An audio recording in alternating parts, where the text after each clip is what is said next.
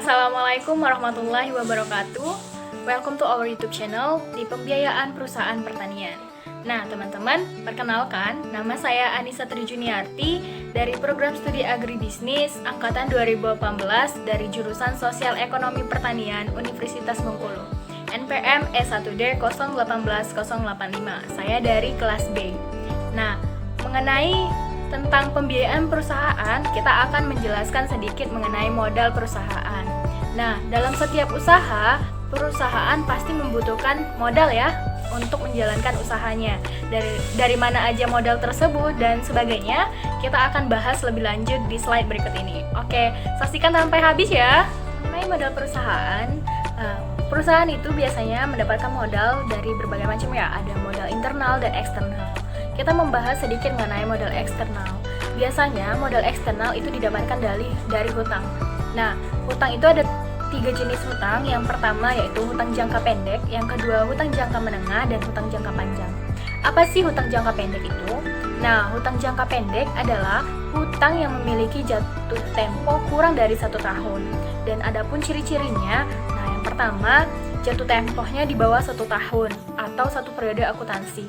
Yang kedua, pembayarannya secara langsung sejumlah uang yang tertera dan tidak menerima pembayaran yang dicicil. Kemudian yang ketiga, tidak memiliki bunga. Yang keempat, tidak membutuhkan jaminan, hanya berdasarkan kepercayaan atau perjanjian tertulis saja. Nah, itu untuk untuk hutang jangka pendek. Kita beralih ke hutang yang selanjutnya ya, yaitu hutang jangka menengah. Hutang jangka menengah itu sendiri adalah hutang yang mana jangka waktunya lebih dari hutang jangka pendek, namun kurang dari jangka panjang.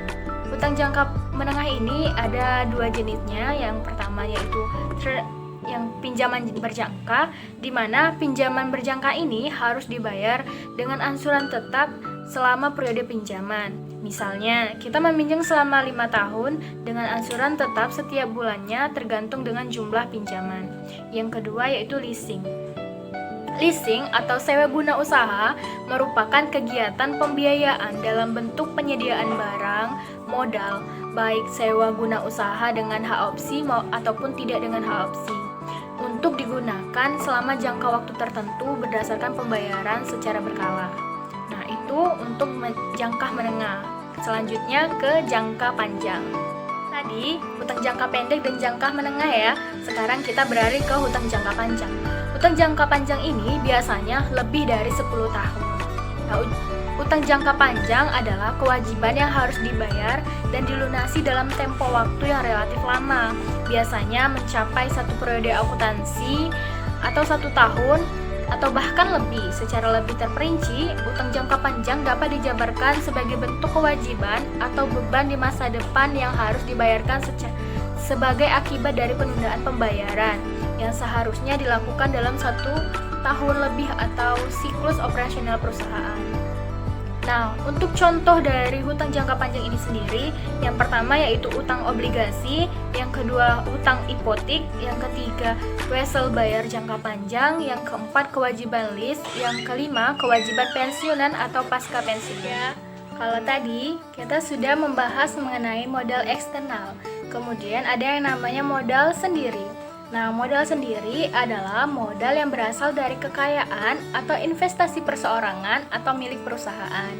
Nah, untuk jenis-jenisnya ada 3 jenis. Yang pertama, modal saham, yang kedua cadangan, yang ketiga laba ditahan. Untuk saham adalah tanda bukti pengembalian modal yang diterima dari hasil penjualan sahamnya, akan tetap tertanam di dalam perusahaan tersebut selama hidupnya. Yang kedua yaitu modal cadangan. Yang dimaksudkan sebagai modal cadangan yang dibentuk dari keuntungan yang diperoleh oleh perusahaan selama beberapa waktu yang lampau. Nah, yang ketiga ada laba ditahan. Nah, keuntungan yang diperoleh oleh suatu perusahaan itu biasanya dapat sebagian dibayarkan sebagai dividen dan sebagian juga ditahan oleh perusahaan untuk dijadikan modal. Itu sih modal sendiri. Kemudian kita lanjut ke slide berikut. Untuk struktur kekayaan, ini di slide selanjutnya ya, ada yang namanya struktur kekayaan. Struktur kekayaan itu adalah perimbangan antara aktiva lancar dengan aktiva tetap, baik secara absolut maupun relatif. Untuk contohnya sendiri, nah di sini kita lihat sebuah perusahaan memiliki aktiva lancar sebesar 300 juta rupiah dan aktiva tetapnya sebesar 700 juta rupiah. Berdasarkan data yang ada, berarti aktiva lancarnya sebesar 30%, kemudian aktiva tetapnya sebesar 70%. Nah, untuk yang kedua, ada yang namanya struktur finansial. Apa sih struktur finansial itu?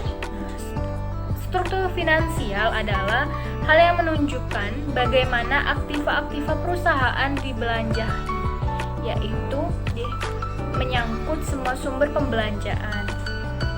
Contohnya, kita lihat di sini ada besarnya modal asing berupa kewajiban jangka panjang sebesar 400 juta rupiah, sedangkan besarnya modal sendiri sebesar 600 juta rupiah. Jadi didapatlah perbandingan 40 berbanding 60%. Kemudian yang ketiga ada struktur modal yang menyangkut perimbangan absolut dan relatif antara utang jangka panjang dan modal sendiri. Contohnya, besar modal asing yang berupa utang jangka panjang sebesar 300 juta rupiah, sedangkan modal sendiri sebesar 600 juta rupiah. Nah, maka perimbangan absolutnya yaitu 30 berbanding 60 dan relatifnya 33,33% dan 66,67%. Sebuah perusahaan untuk mendapatkan sebuah modal pasti memiliki sumber modalnya. Nah, kalau tadi ya, saya sudah sebut-sebut mengenai modal internal dan eksternal. Kali ini kita akan membahas lebih detail mengenai modal internal dan eksternal. Apa sih modal internal itu? Modal internal adalah modal yang berasal dari semua aktivitas atau kegiatan usaha yang dijalankan oleh perusahaan yang menghasilkan keuntungan. Beberapa sumber modal perusahaan dari dalam yang dapat digunakan yakni laba ditahan yang tadi, kemudian akumulasi penyusutan, dan beberapa sumber modal lainnya.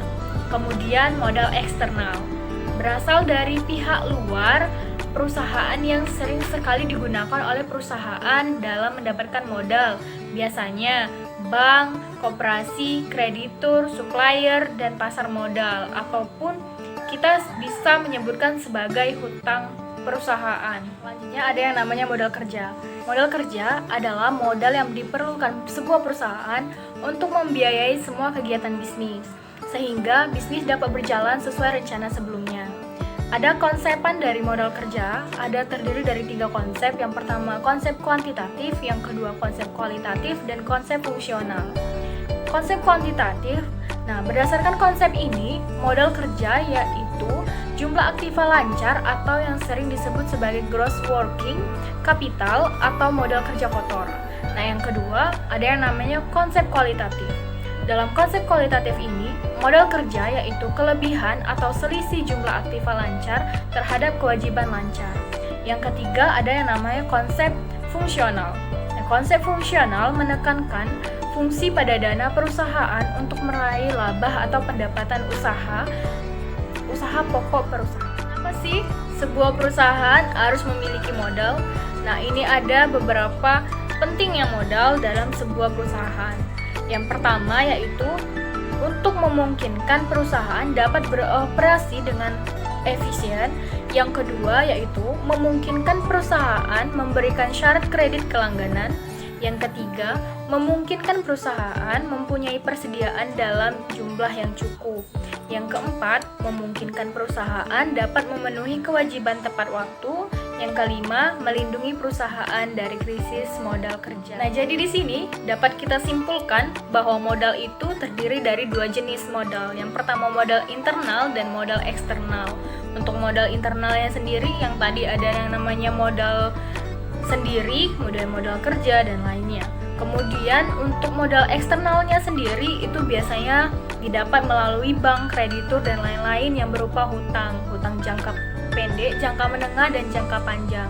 Kemudian dalam sebuah perusahaan modal itu sangat dibutuhkan. Jadi kenapa? Modal itu adalah satu komponen yang sangat penting dalam sebuah perusahaan.